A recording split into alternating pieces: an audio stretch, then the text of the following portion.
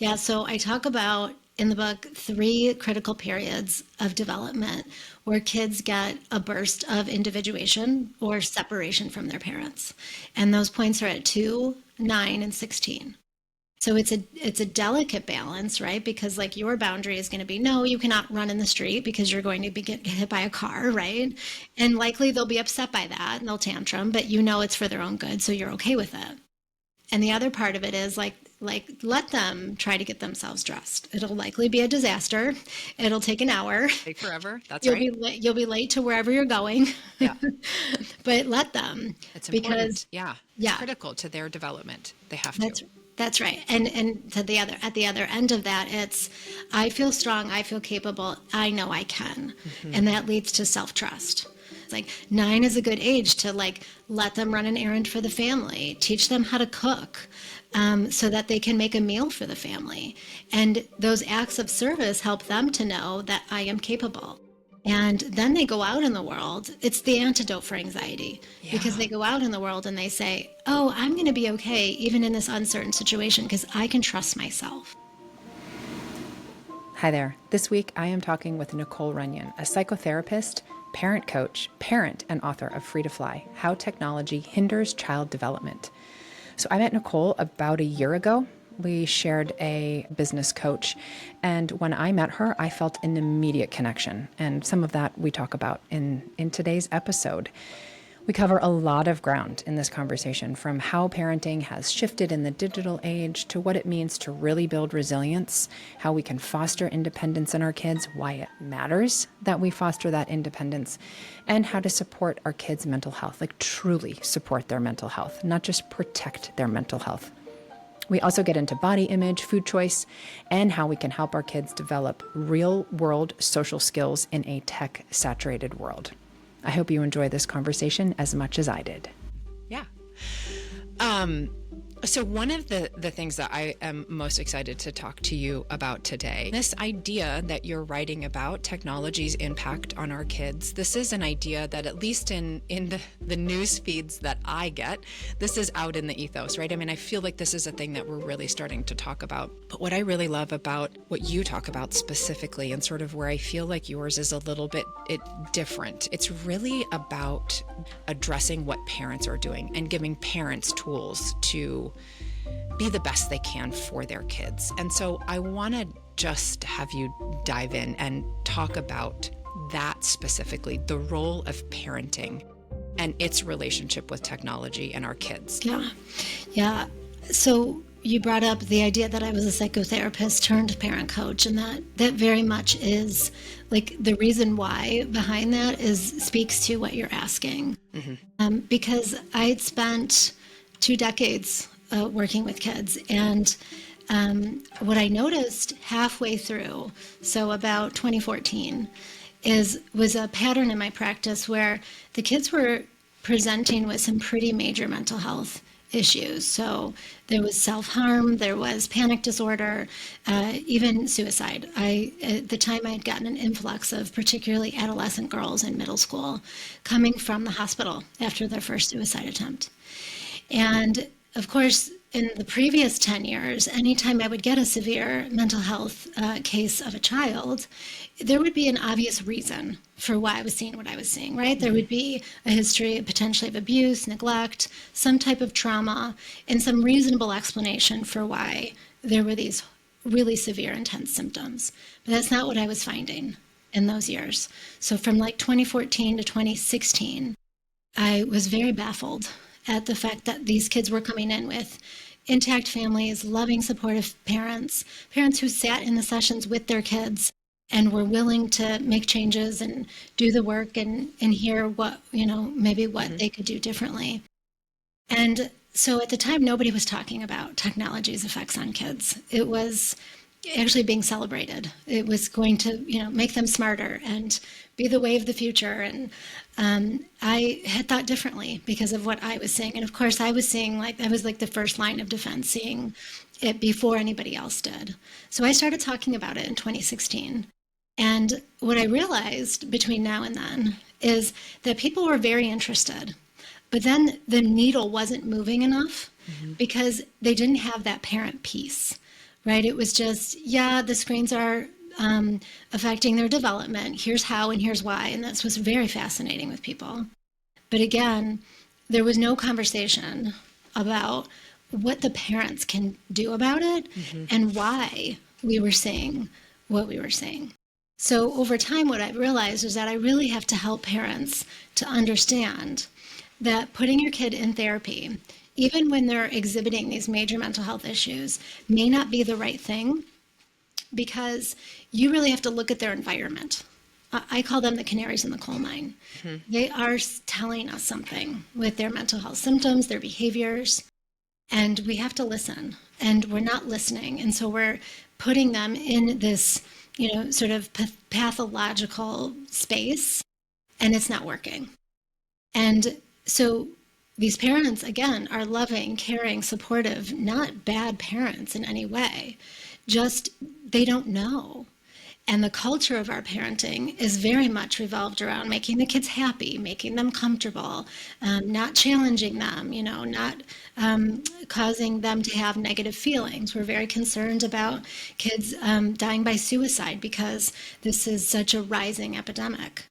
And we have it all wrong. We think that making them happy is going to prevent suicide, but it's actually, in some cases, causing suicide.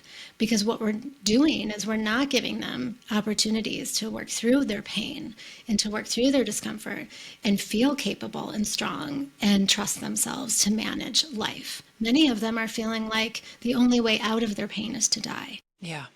So what I wanted to do was help parents, really help kids, but help kids through their parents, because it was no longer effective in my practice anymore to pathologize a child and to treat them for a pathology that they were simply just reacting to from their environment. From their environment, yeah.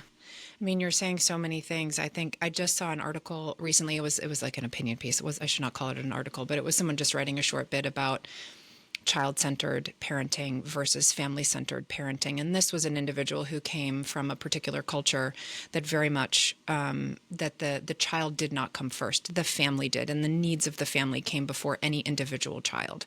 And it was talking specifically, they, grew up in a culture where that is the way that, everyone kind of behaved around parenting. It also reminds me of the idea of teacup kids, right? They're so fragile that the tiniest little bump breaks them or sends them. And I think because we don't, as you're saying, give our kids enough opportunity to experience little bumps along the way and to realize that they can overcome those, that they have it within themselves to deal with those difficulties and move forward and be okay as a result. Can you talk about how technology, so there's that piece, and that as parents we can do more and we can approach our kids differently. What do you tell parents? Like what is a concrete, here is something that you can do for your kids to help them build that kind of resilience? Yeah, because so what happens with technology is it comes in and it becomes the modality or the go-to for keeping them happy and comfortable, right? Because it's that dopamine fix. And it can be for a child as young as 3 who, is at a restaurant and probably has little frustration tolerance and patience to sit down and to wait for their meal. And so here comes the iPad to keep them comfortable and quiet. As old as a 16-year-old who is, maybe struggling with not wanting to drive a car, and because that's scary and it's the ultimate form of I trust myself. Yeah. And so instead of requiring them to get their license, parents are allowing them to use technology to make their lives easy so they don't have to drive. Right? They can press a button and get anything they want. They don't have to run errands anymore or do things that we used to have to do. So, the combination of the parenting and the tech is really what's causing the dysfunction. And so what I tell parents is, a lot because there's a lot going on, right? Of course, and, yeah. I'm asking you to boil it down to a single point, which of course is impossible. Yeah. The single point is it starts with you as the parent. So that's where I start, is this concept of you're not allowing discomfort. You're giving the screen. You're, doing that task of development for your child. You're calling the teacher and saying, "Don't give my kid a bad grade," because you're struggling with the discomfort within yourself. So it really starts with you. The first chapter of my book is called The Mirror. So it's this idea that like we all have stuff, and even me, and I use personal stories so people realize that I'm not perfect and I've made mistakes based on my own wounding. But we have this stuff that we project onto our kids because it's like looking in the mirror. And if we can do that work for ourselves, and we can come to the other side of it and realize, oh, that actually helped us grow. That helped us really change whatever it was we didn't like about ourselves or our lives, then we can help our kids do the same. Yeah. And that's going to come in the form of a lot of limits and rules and boundaries. And I do make recommendations for parents in terms of tech in the book, but I really like to defer to the parents and their own instincts, what works for their family. And I just give recommendations based on child development because I do a deep dive in the book of, at what ages, social, emotionally, brain development wise, what ages kids need and what they need. Yeah. Yeah. That's great. And I will link, let me know where the best place to link for people to buy your book is so that they can, get access to that directly. It's funny. So my oldest is 16, and she was just telling me yesterday, we took a walk after dinner, which we tend to do as a family. We have a dog, so we eat as often together as we can as a family, and then take a walk, take the dog out one more time before, nighttime routines. And we were walking last night, and this is usually where real stuff comes from our kids, because we're walking. It's like driving, right, where you're side by side and they don't have to necessarily look at you. But my 16-year-old has been trying to get together with a friend for a long time. And this friend has a boyfriend and has a job and has these other friends that my daughter is not close to. But really, this is a good friend of hers. And we are headed out of town soon. And she's been really trying to get together and feels like this friend, it's been difficult to coordinate getting together. And this friend has things that have come up and has needed to postpone. And my daughter was telling me about all of this and was like, I'm so frustrated. She keeps changing plans on me, and she can't keep changing plans on me because I've committed and I've been wanting to do this for weeks. And I did the thing that I know I shouldn't do. And I hate when people do it to me, but I did it. And I jumped into trying to problem solve. And I called it, I was like, sweetheart, you also, the reason you just gave me that you can't work on her schedule is because you don't get up early. You absolutely could get up early. Like this, you're not without fault here. And I could see her as soon as I did that, she shut down, and I realized like, oh my God, you're doing the thing that you know not to, which is to problem solve. She just wants to share this with you. And I am so impressed with her and her ability to work through things like this. She manages her relationships. I just have to remember to get out of the way. And it's such a difficult thing to remember to do. Yes. I love, you talk a lot about the weather and weather apps and your kids. And I wonder if you would just tell that story, because my kids every morning will ask me this, and I love what you do in your house around this. Yes. So, my kids hate me for this. But from very early on, they would want my phone because they never had phones when they were kids, right? So from early on, they would want my phone to look at the weather, and I would never give it to them because I believe that they should be using those critical thinking skills and problem solving without pressing a button and the app telling you what the weather is going to be. And so we live in Michigan, and during season change, those are days where you have no idea what the weather's going to be. It could be 30 degrees or it could be 70. You just don't know.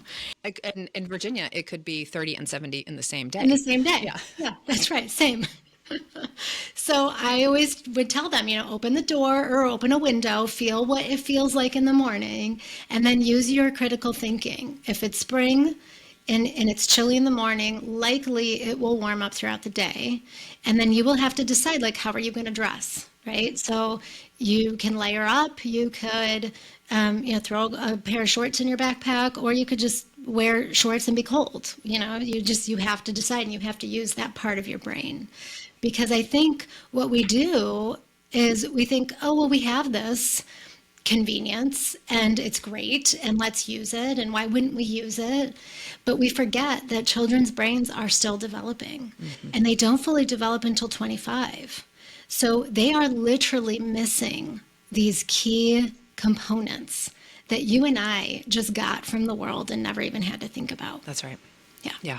Yeah. So in this back to the story about my daughter and her sharing this with me, is there something, either in your own experience or in all the work you've done with parents, like in that moment that, I don't know, like a mantra that I could use to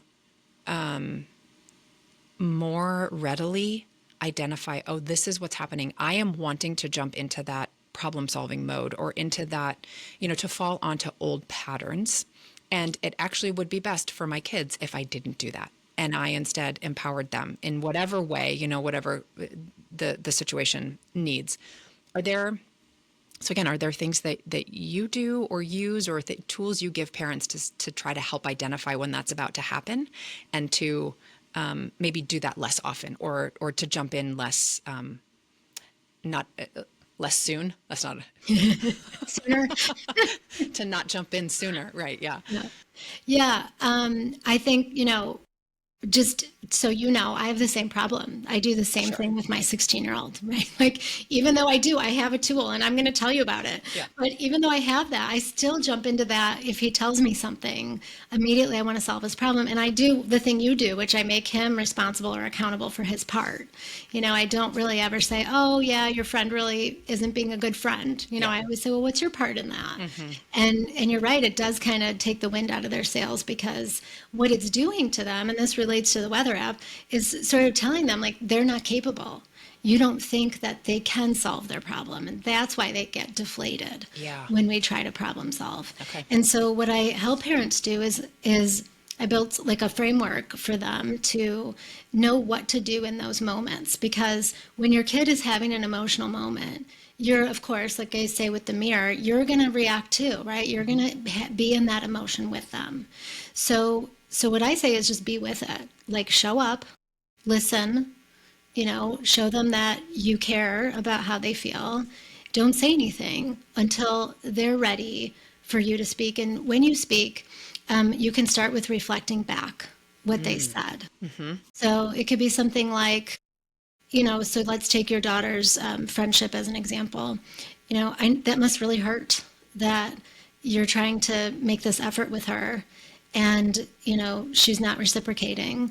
And I get it. Like, I felt like that too in some of my relationships. So what you're doing in that moment is you're validating, but you're not feeding into her in the sense that you're not making her responsible, right? Because I'm all about making sure she recognizes what is her part so that she can solve her own problem. Because we can't control other people, we can only control ourselves. But so the very beginning of that is just validating, but not validating in the way of not making her responsible.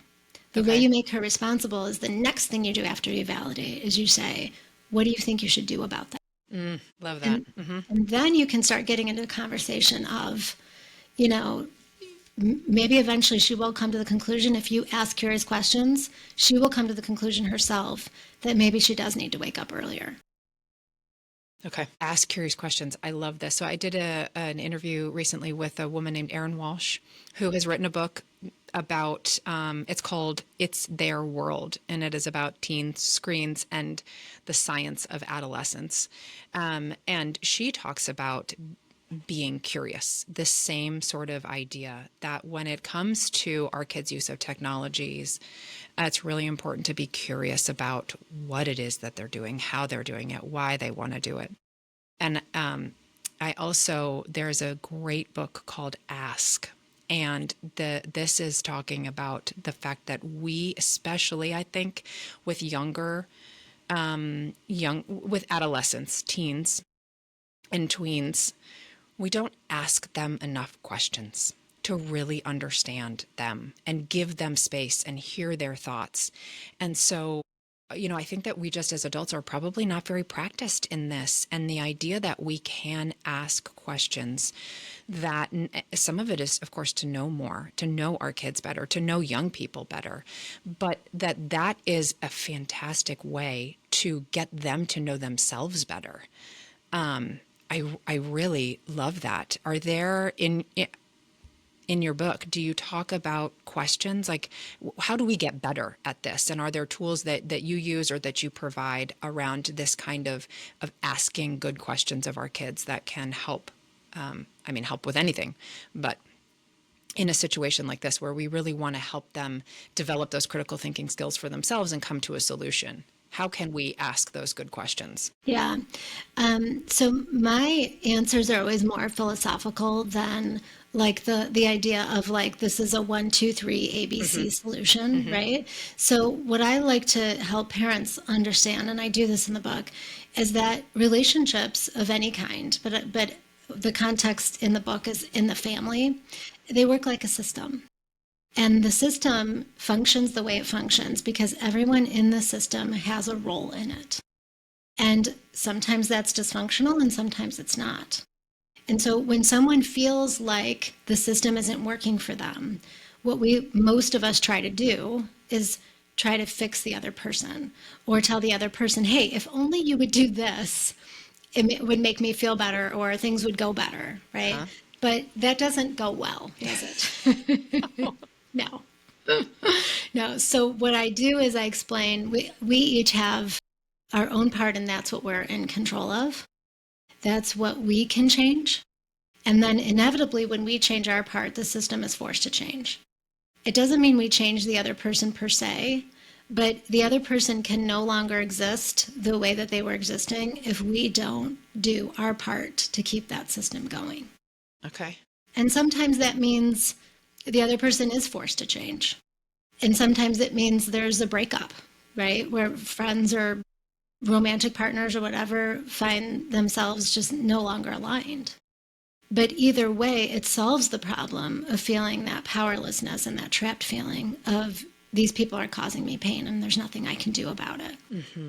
So what I do is I help parents know that those questions, whatever they are going to lead or should lead to their kids identifying what is my part? What do I need to do differently? Okay.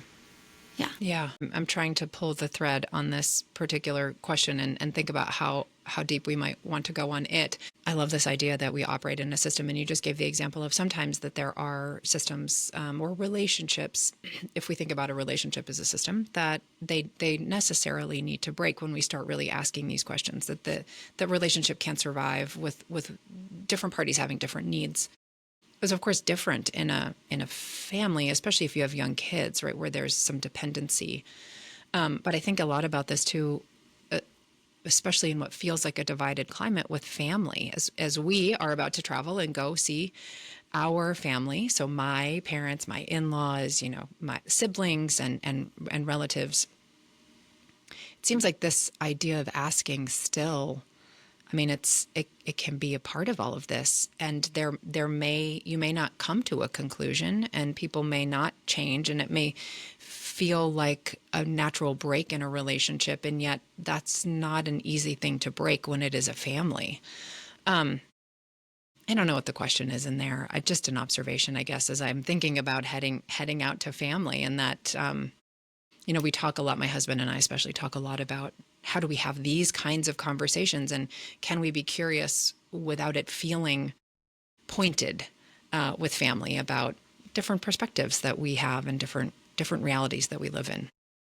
Yeah, I think for sure. It really, this philosophy should apply to every relationship, whether that's parent-child, whether that's, romantic partner, whether it's a whole family, dynamic. And the idea is that, like you said, if you're not I can't think of the word, philosophically aligned, then yeah, that curiosity, those questions can be about, hey, why do you feel this way? Or did you ever want to know why I feel the way I feel? And sometimes, those conversations don't go well. And so you can decide, hey, my part in this is that I need a boundary and I just need not to talk about these things with X, Y, and Z person. Yeah. Right. And then again, it's like, that's your part and that's what you can control. Yeah. And so I'm really a firm believer, and I think there's a lot of now family separation. I think they call it going no contact. This is kind of a big cultural shift. And I'm a firm believer that I don't think that that's very healthy. I think, of course, in certain situations where families are abusive and it's toxic and all of that, but that's not really common. That's still not the majority. Yeah. And I think the rhetoric is the majority, and that everyone's traumatized and everyone's coming from these horrible family situations, when really what it is people just aren't getting along. And it's because they're not taking ownership over themselves or their part. Yeah. So I'm a huge encourager of, just looking at what can you do differently. And sometimes that does mean not necessarily that you have to go no contact, but that maybe you just need some boundaries. Yeah. And that can make all the difference. And it's okay to say that here are those boundaries for me, and I'm going to love you within those, Yes. not with limitations, but yeah, that this is how it's going to work well for us. Family boundaries, trauma. Do you write about trauma in your book? This idea, I think, is really, it does feel, I don't mean to minimize. There are people who have had traumatic experiences, who have lived through true trauma.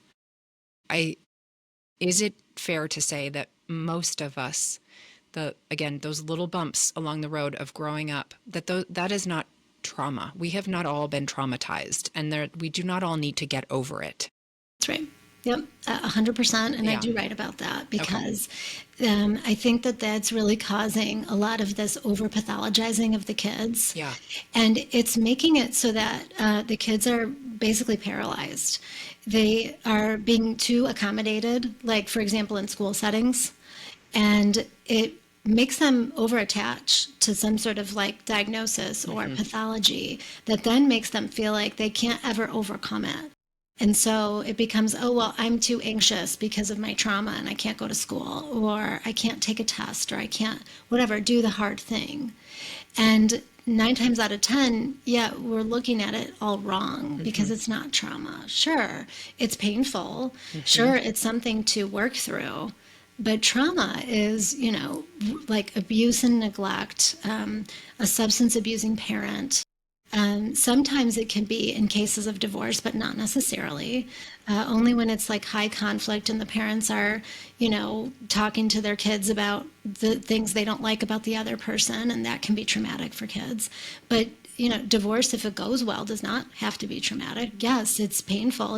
There's going to be some grief, but it doesn't cause dysfunction necessarily. Yeah. And so I do differentiate between what are painful experiences and what shouldn't be pathologized, like grief, for example, and then what is really what we should be treating as trauma. Painful versus trauma. Yeah, really, really key. None of us can escape pain in our lives. Yeah. I mean, it's maybe silly, trite, I don't know, to think about. It was so powerful for me. And I come from a family.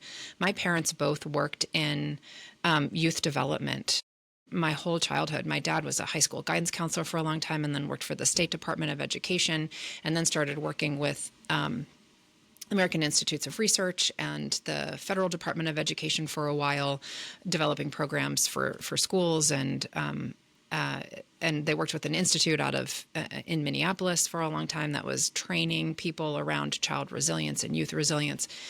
And it wasn't until watching Inside Out and the important role that sadness played in bringing people and then resulting in joy as a result, and like the way that they represented that as such a critical emotion for us all to experience, and the power that sadness had to ultimately bring comfort and happiness to our lives. So again, such a silly thing to point to, but but also such a great reminder that, you can't have one without the other.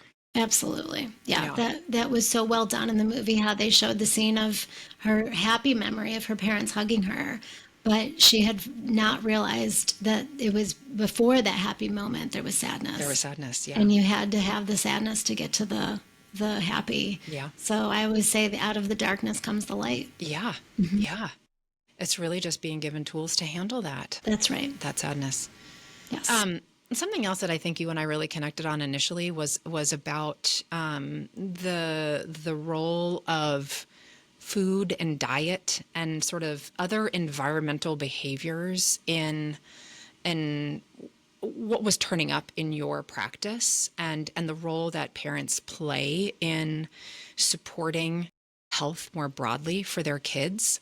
I don't know, is there anything that you'd like to talk about with respect to that? Because again, I think, there's a lot of talk right now about health in America and what that really means, and where we need what can change, and what's important, and what do we need to focus on. And of course, I like talking about food, like thinking about food. I like helping families think about how to transform their relationship with food, and not unlike what you're talking about, the need for a mirror. I think for us, in whatever we're doing with our kids with respect to food, that comes from our past. There is something there that is a through line, and it's really important that we take time to evaluate, is that why am I behaving this way when it comes to food and feeding? And is that something that I'm choosing to do, or I'm just doing out of habit? And is it something, once I identify that I want to carry forward, or might I want to do it differently with my own kids?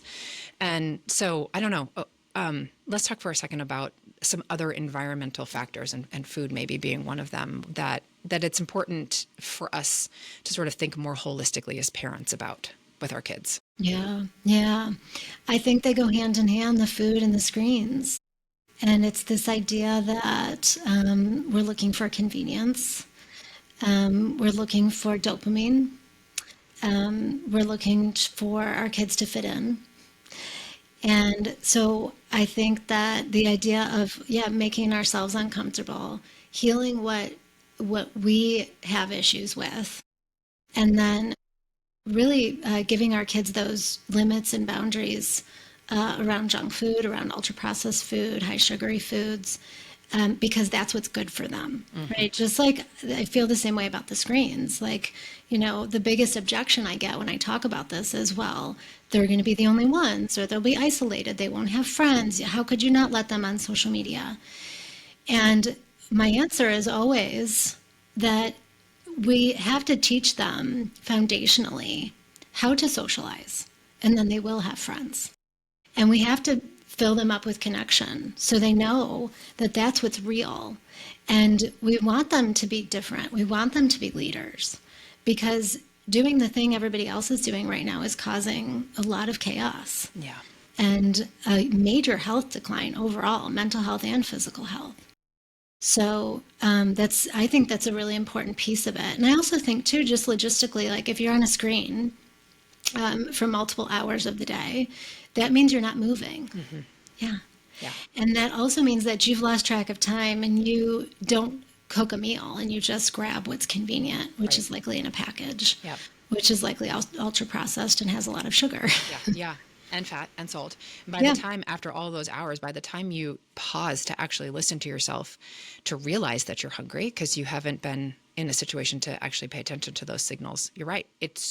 You're so hungry that a fridge filled with whole foods that need to be prepared in some way, they seem like an impossibility. And so, yeah, the easiest is not necessarily the best for you.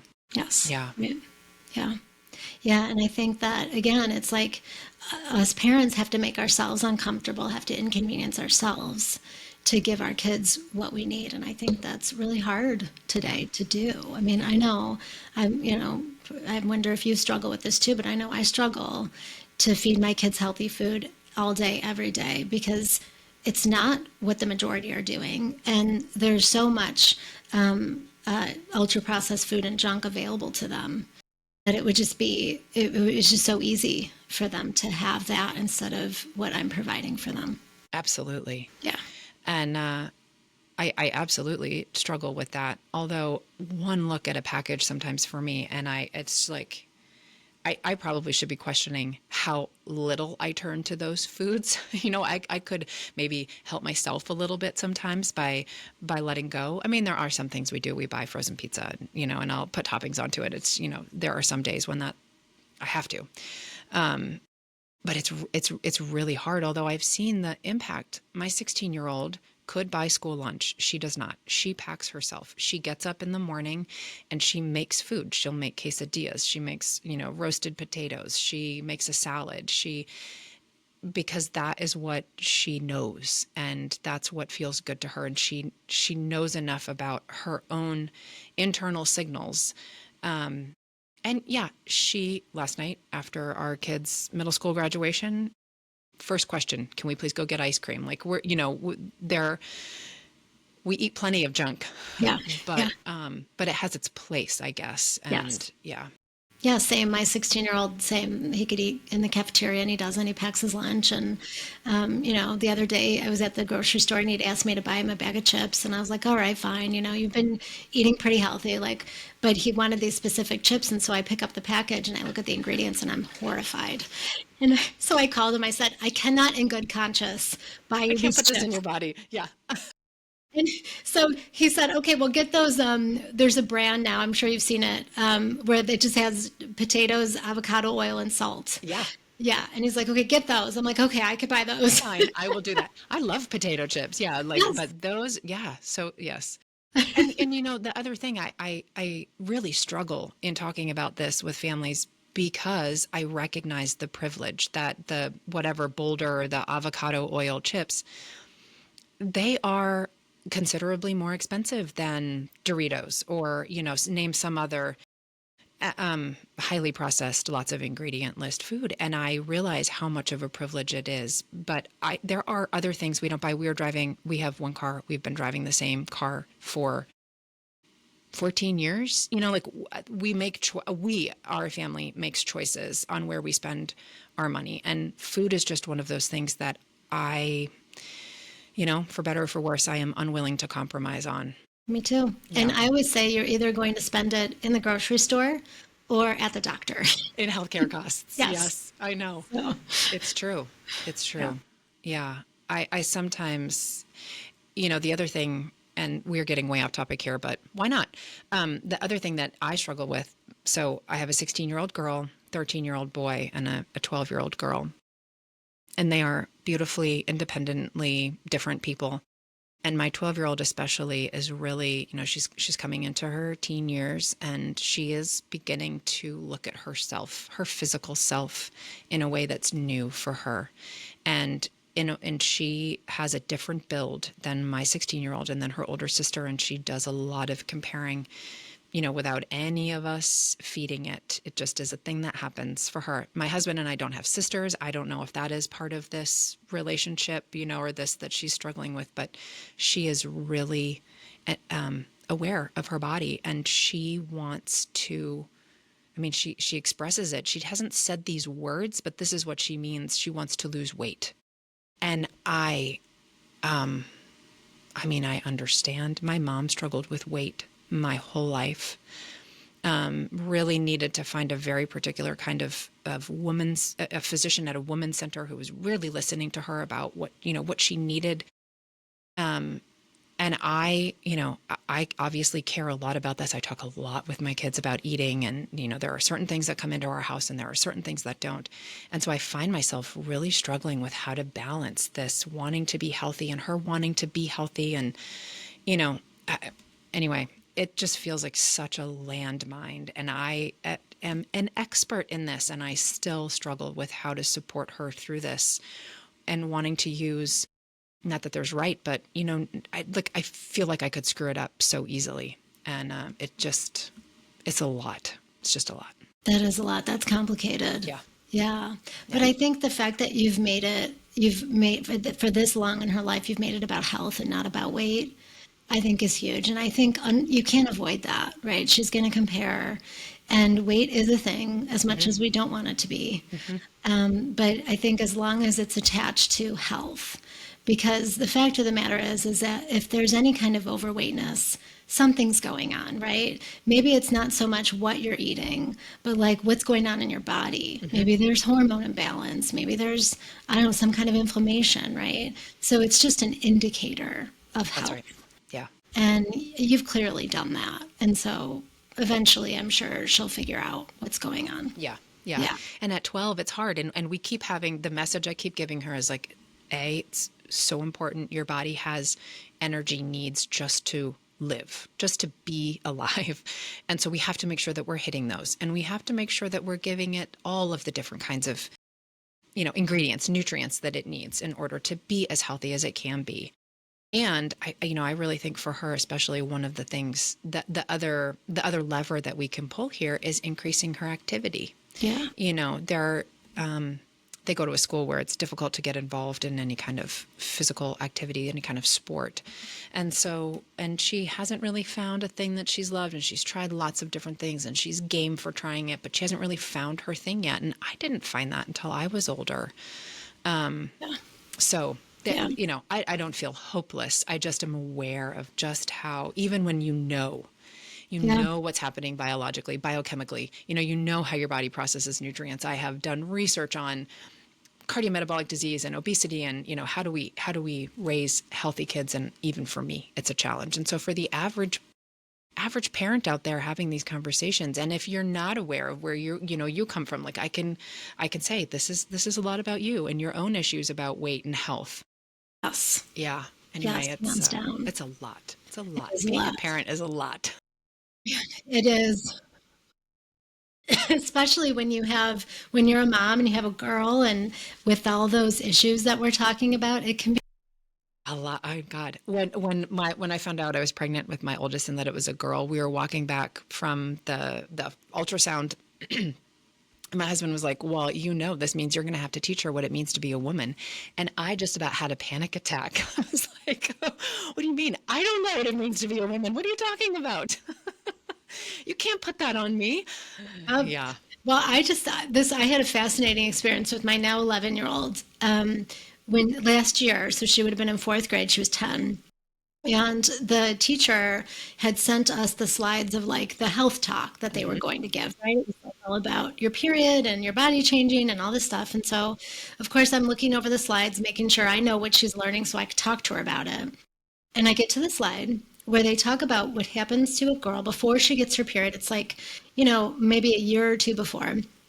She gets rounder. So what happens to girls is we grow out, like get rounder in the belly and in the butt. And then once puberty hits, they grow taller and they grow long. So out and long. And I was like, oh my gosh, it blew my mind because when I was 10, that happened to me. But how my mom and my aunts and my grandmothers responded to it was, you're getting fat. We have to put you on a diet. Cole, this is literally where my 12-year-old is pointing to. It is her belly. Yeah. Yep. How did I not know this? I know. How did we not know this? So when my daughter had this experience, like right at this time, she was getting rounder and I was getting really triggered. Yes. Because the way I was treated was put on like literally diet pills, Slim Fast, Weight Watchers, right? And I struggled with my weight ever since. And so I started to like panic, like, oh my God, what is happening? Like, I don't know what to do. I don't know what to do. And I don't want to talk to her about weight. Yeah. Right. But that's what was happening because guess what? This year, she got longer and no more roundness. So that could be what's happening. It could be. It totally could be. And, as with so much of this, the dealing with sadness, the being uncomfortable, these physical changes that are happening to our kids, my husband and I so often just find ourselves saying, yeah, you know what? I think that's normal. And that's it. And yet, maybe we need to bring back home economics and like real, like back into schools, like just child development. My mom studied child development in high school and college. And of course it still exists in college, but I don't know, like some basic understanding of these, or I don't know. Yeah, Kids that's should be why sent home with a handbook. absolutely. Yes. And we should know what's normal and what's not. Yeah. Because I can't tell you how many parents over the years have called me for therapy for their kids. And once I like dig into what's happening, like a lot of times it really is just normal behavior, you know? Yeah. Um, I'm keeping an eye on the time. Do you have time for a couple more Yeah. questions? I'm I have good. a question about, we've talked about this before, and I know that you're very vocal about this. Your kids don't have technology, phones, and no social media. Our 16-year-old, she does have a phone, and we made the decision to get her one. We lived abroad for a while, and she would walk to school. It was like a to I don't know the mileage. It took her probably 25 minutes to walk through a big city, and so we had a bar phone for her so that she could call when we did that. And when we came home from that, she had no technology. You know, she was in fifth grade at the time, and she got her first phone that allowed her to call and text only with like 5 or 10 people. That was really limited the numbers. And so we connected her with my parents and with her aunts and uncles and my husband and I. And she had been asking as she got older for social media. She's a sophomore now, 16. And Tim said, no, not until you're 16, A. And B, before you do that, you also have to read this book, 10 Reasons to Delete Your Social Media Account. And it is a book that's referenced in, every time I start this story, I lose the name of, it's a Netflix documentary. Oh, is that The Social Dilemma? Social Dilemma. Thank Yes. you. It's one of the books that's mentioned in that book. And so she slogged through that book, but she finished it. Great. And after she did, she said, I don't think it was because of the book, but she said, I actually don't really want it. I'm not ready. Yeah. And she still does not have social media of any kind. And that doesn't mean she can't watch things, like friends will show her TikToks or they'll show her Instagram accounts, but she doesn't have it on her phone. And I'm very happy with this. My 13-year-old has a fantastic tight-knit group of boys, none of whom have any kind of individual device, and they're not even asking about it. There's just they wouldn't. Wow. I don't know who they would. They're always together all the time. I don't know who they would connect with outside of that. And so it's just not a thing we've had to deal with yet. There is a piece of me that wonders about so. Couple weeks ago, probably my 16-year-old said, I just sometimes feel really, I'm really different than my friends because they're all, doing this thing. And a lot of it is about being on social media, and they have conversations that she's not a part of, and they refer to things that she doesn't necessarily know what they're talking about. And it's not even, it's not even that she really actually cares about it. She is a voracious reader. She gets wrapped up in books. She does a lot of things at school. She's very involved. She is a happy kid, but has this awareness that she is outside of certain groups. And I wonder if it's similar for your son and how you guys talk about that and what that looks like for him. Yeah. Yeah. So similarly to you, he has a smart device. He has an iPhone, but he is not on social media. Mm-hmm. Our rule is 18. Mm-hmm. And, so again, similar to you, some of the conversations we've had, he has recognized in himself that he likely would have a problem, particularly he thinks with Instagram, Mm-hmm. because he really is somebody that he loves, he has an eye for design. He loves the graphics and the visuals. And Yes. Well, we're going to talk about this. yeah, he really feels like Instagram would just be like an issue for him. So he is in agreement that that's something he should stay away from. And he recognizes, we've talked to him, my husband and I both, about how he has an addictive personality. He does, and we try to help him with that, right? With some of the things he likes to shop, he likes sugar, So Me too. yeah, me too. Yeah, right. And so we're just trying to kind of help him understand how to keep that under control. And we think adding social media to it would just make it so much harder and so much more complicated. And so he is okay with that piece of it. He also feels like, again, similar to your daughter, that he's seeing the Instagram clips that his friends are sending him, and he oftentimes does know what they're talking about just because they're sending stuff to him. And I don't love that, but I do feel like it's a lot better than him, having his own account and scrolling and, being addicted to it. The one issue we have had is Snapchat. Oh, And that's because he goes to an all male school and he seems to think that the only way to date is to be on Snapchat. Yeah. And I get it. I know that's how they're doing it today.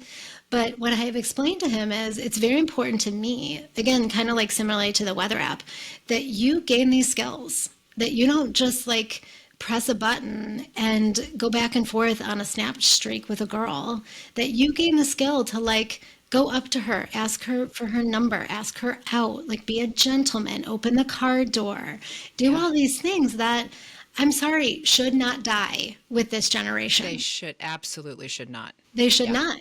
And I know that that makes us sound like dinosaurs, but I don't care. I don't either.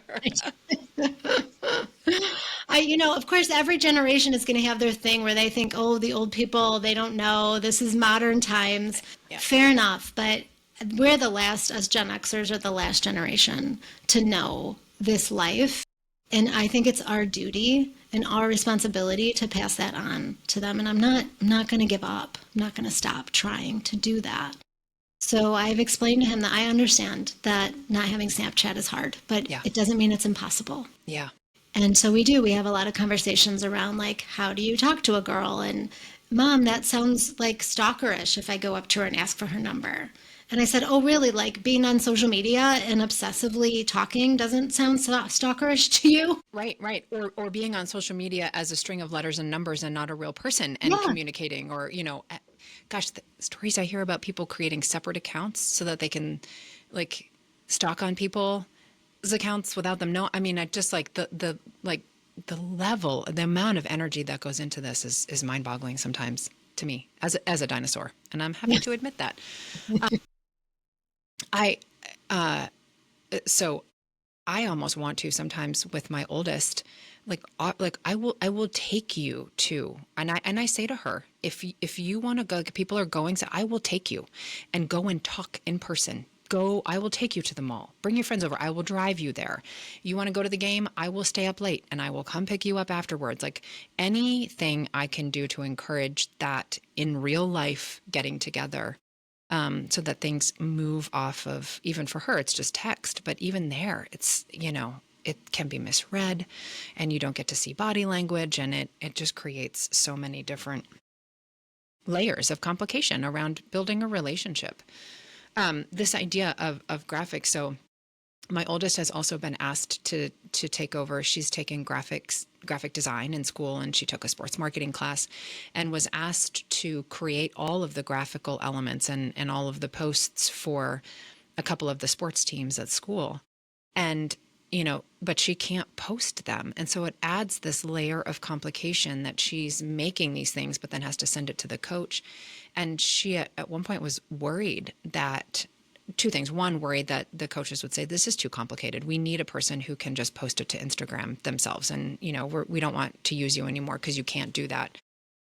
And the other thing is that she has a need for software that would help her do her job a little bit better, but it comes at a small cost, a monthly cost. And we've been encouraging her to approach the coach and say, I really love doing this, but in order to do this well for you, I need this tool. And is there any budget that that you can have to cover that so that I don't have to pay for that myself?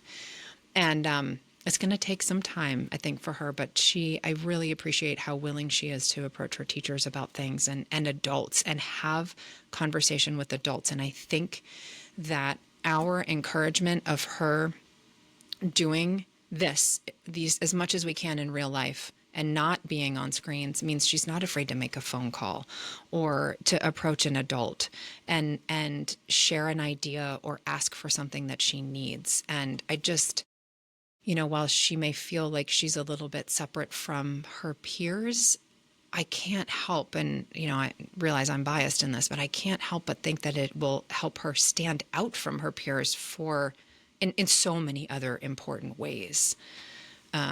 So I don't know. I guess I fall back on that as a way to say, no, it's okay. She's Yeah. great. That's it. It's like we have to be able to look at our kids as leaders, and this is not the time to follow. This is the time to lead. And leaders sometimes are lonely. Yeah, That's the that's so true. reality, right? Yeah. Yeah. I mean, yeah. So that's that's not to say that we don't want to help them. Like I love what you said. I've always told that to my kids too. Like you can always have kids at our house. I'll go out of my way to make sure that you're social. But so we want them to have friends, we want them to socialize, but at the same time, we want to make sure that they're developing the way they need to and gaining those skills because what is happening to Gen Z, the older Gen Zers that are like now 20, 5 to 28, they're not doing well out in the world. And employers are not wanting to hire them because they don't have a strong work ethic. They're constantly calling off sick. They want mental health days. Yes. They're very offended by everything. They can't take constructive criticism from elders. And that's because of this. They didn't gain the necessary skills. 33 elite college professors have said that their students, these are elite schools, their students cannot read a book cover to cover and comprehend it. It's incredible. They're also missing this concept of the macro argument. They're getting lost in the details. So they're not able to use those kind of bigger, higher thinking, analytical concepts in their brain. Because again, they pressed a button and got what they wanted. Wow. And out of convenience. Yeah. And again, we think, oh, this is so great. We should be using these things. But I think just because we can doesn't mean we should. Yeah. And, same goes for like the Life 360 app that parents use for their kids when they're driving. I don't use that with my 16-year-old because I think that he needs to be responsible for telling me where he is, when he's coming home. And that's out of respect for me. And when you're in a relationship with someone, you're accountable to them. And I want him to learn that skill again. And that's going to get lost on him if I can just press a button and know where he is, rather than him having to call me and say, oh, I made a stop on my way home from school. Don't worry about me. Yeah.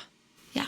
Yeah, absolutely. We didn't touch on this, although you do talk about it. I don't think we talked about this so much, but the role of, and this is what you're speaking to right now, the role and importance of independence and of finding little ways to give our kids independence. I cannot remember where I read this or saw this. It talked about the different ages where kids would be allowed to play out in the yard by themselves or walk down to the corner store by themselves or walk to school or, be out in the neighborhood. There were these various levels of, as they got older, sort of increasing the independence that they had to go and do things and not just do things for themselves, but actually also contribute to the family, run to the corner store to run an errand for mom or dad or, your grandparents, whoever. And that this started considerably younger, like years and years younger, even in our parents' generation. And so maybe just we'll wrap up with talking about how we can give our kids that level of independence and why it's so important to do it. Yeah. So I talk about in the book 3 critical periods of development where kids get a burst of individuation or separation from their parents. And those points are at 2, 9, and 16. And it's not to say that independence doesn't happen in between those ages. It's to say that those particular ages, there's something special happening. And what's happening is they're saying, this is me, and I'm going to tell you what I want and what I need. And I'm going to start resisting you, right? So, 2 is the terrible twos. For a reason. Yeah. For a reason, right? It's the do it by myself. I will not, the tantruming because they don't have the regulation skills to deal with when they can't have what they want, right? And this is not really going well because many parents are reporting, actually, it's not the terrible twos, it's the terrible threes. Yeah. So what's happening is they're going into 3 tantruming when they really shouldn't be. And they're tantruming because their parents aren't honoring and respecting that they need 2 things in this time. They need to be able to do more things by themselves and respect that boundary that they're saying, do it by myself. And they need you to have some strong boundaries because they need to learn how to respect boundaries as well. So it's a delicate balance, right? Because like your boundary is going to be, no, you cannot run in the street because you're going to be get hit by a car, right? And likely they'll be upset by that and they'll tantrum, but you know it's for their own good, so you're okay with it. And the other part of it is like let them try to get themselves dressed. It'll likely be a disaster. It'll take an hour. Take forever. That's You'll right. you'll be late to wherever you're going. Yeah. But let them. It's because important. Yeah. yeah, It's critical to their development. They have that's to. that's right. And to the other at the other end of that, it's I feel strong, I feel capable, I know I can. And that leads to self-trust. So at every part of that, like 9 and 16 is also just more, like you said, what are those ages? Like 9 is a good age to like let them run an errand for the family, teach them how to cook, so that they can make a meal for the family. And those acts of service help them to know that I am capable. And then they go out in the world. It's the antidote for anxiety, because they go out in the world and they say, oh, I'm going to be okay even in this uncertain situation because I can trust myself. Yes. This is why there's so much anxiety now, because we're not letting our kids have these experiences because, again, we don't want to be uncomfortable because it's hard. Yeah. Yeah. And And it then requires us to change a little bit. it Yeah, does. It does. Yeah. Yeah. And same with 16, right? It's like that's why kids drive at 16. There are reasons why we have these ages built in. And so the idea that like, yeah, I mean, look, I haven't slept well in the last like 6, 7 months since my son got his driver's license. Like I don't sleep well. We're 2 weeks away from mine being able to drive by Yeah. herself. Yeah. Yeah, and you will not sleep well. But that's our sacrifice for them, right? That's the sacrifice. The sacrifice isn't falling all over ourselves to do everything for them, because what that's doing is preventing them from being independent, from knowing they can do it on their own. Our sacrifice is letting them go. Oh, what a fantastically sad and beautiful thought to end this one. That's parenting. It Sad is and beautiful. parenting. It is. It is. And you know, yes, it is. But I also think I am really buoyed by the fact that, yes, we are letting them go. I mean, truly from the moment they come out of us, they are becoming their own beings and we are letting them go. But I think if we do what you are talking about and we can be thoughtful about that and we can be strong in doing that, we are letting them go to become themselves and have a relationship with them through the longest part of our relationship with them as parents, which is them as adults. Yes. Like it doesn't end when they turn 18. No. That is just the beginning. I mean, if you think about how much time you have Absolutely. with a grown child and not just a little one, it feels so intense in those early years, but the amount of time we have with older ones. And I know that it gets cut short by colleges and other schools, or they move away and other family comes in, but still, we have a long time. And if we are doing this well, they'll come back to us. They're a part of our lives forever, and we can have a really flourishing and positive relationship with them as individuals. I love that. That is such a great point. I hadn't thought about it that way, that the longer part of their life is when they're adults. Yeah. Yeah. Yeah. And if you do that work, I always say if you're not their friend when they're kids, then you can be their friend when they're adults. Yeah. Yeah. You've done your job of all the things we just talked about. Yeah. Yeah. Yeah. Oh, Yay. I love that. look at that. We can end on 2 happy notes. Well, Nicole, thank you so much for taking time. It was such a pleasure. This was a pleasure. Thanks for having me. Yeah. Let me know when I can reciprocate. Yeah, for sure. Okay. We'll be in touch. Sounds good. Sounds good. Okay. All right. Good luck with the end of the month. Yes, you too. Okay. Bye. Thanks for hanging out with me on The Weekly Parent. If something you heard today made you think, laugh, or feel just a little more human, don't be shy. Subscribe, text it to your BFF, or group chat, or leave us a review. Remember, you'll find free tools, downloads, and whatever else I've cooked up this week in the show notes. Check those out. Parenting is messy. Let's not do it alone. See you next time.